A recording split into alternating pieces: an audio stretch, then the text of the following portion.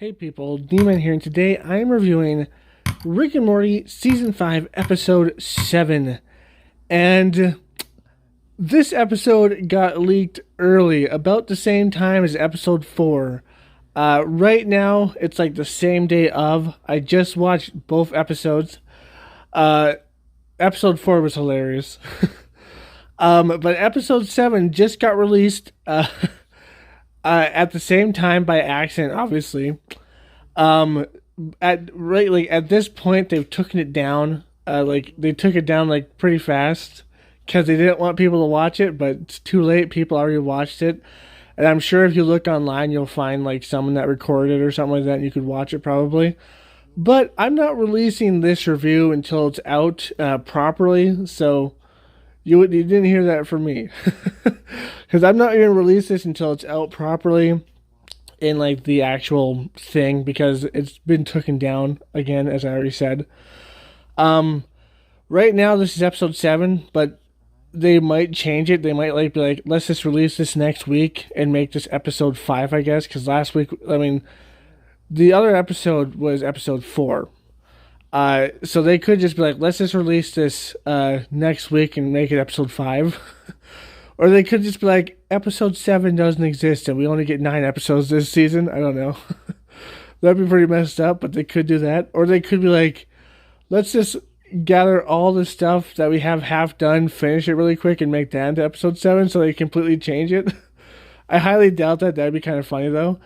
I highly doubt they'll do any of these, except maybe like change this into episode 5 and then make it like make episode 5 next week's episode, or make an episode 5 like episode 7. I don't know. If it is that, if that's the case, then I guess this is episode 5. But I'm pretty sure this is going to be episode 7, and it's just not going to be released for a few more weeks. But too late for some people. But this review will be coming out around the same time episode 7 is out. Anyways, unless it gets out earlier. Anyways, episode 7. There will be spoilers, by the way, but before spoilers, really quick before spoilers, this episode was really cool, really good, really funny. It had some anime references, some mob references,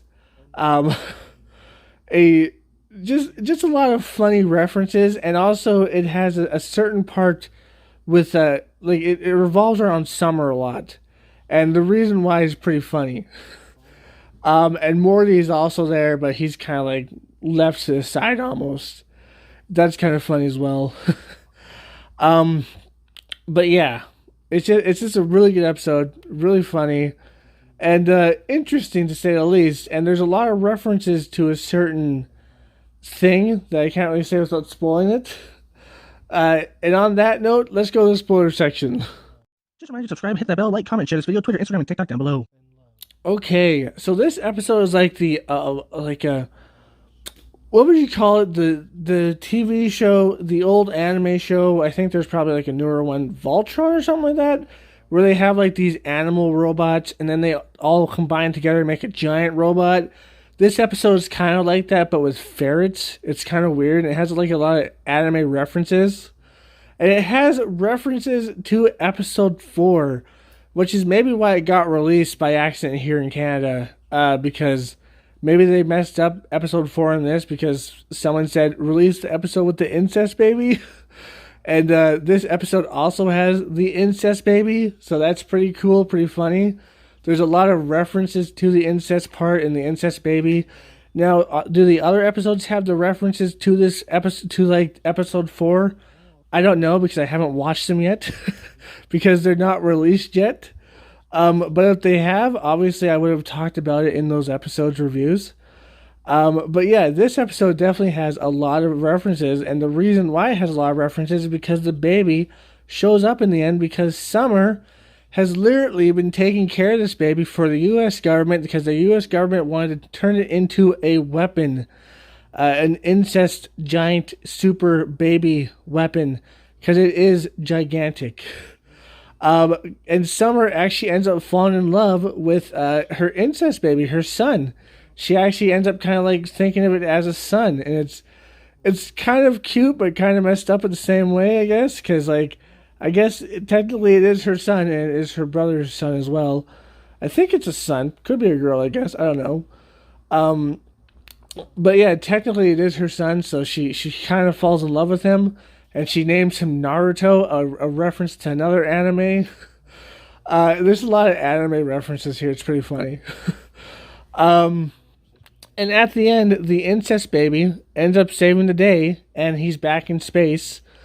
And I'm assuming that they'll bring up this baby every once in a while. I don't know how often they'll bring it up, but they'll probably bring it up every once in a while. And I'm assuming off screen they'll reference like, oh, they've been taking care of their incest baby. Maybe eventually they'll shrink it down to a normal sized human and it will be able to participate in normal society. I don't know.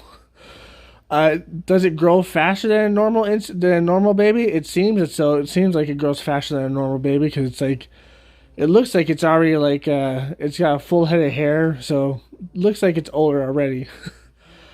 So maybe eventually we'll see it in its fully grown adult form before Summer and Morty are even adults, which will be kind of funny as well.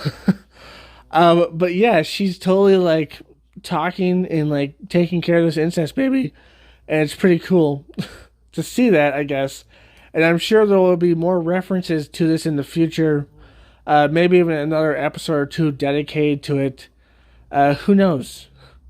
Maybe one where it will shrink down to normal size and talk to its mother and father as like a normal human being that looks kind of messed up because it's incest baby.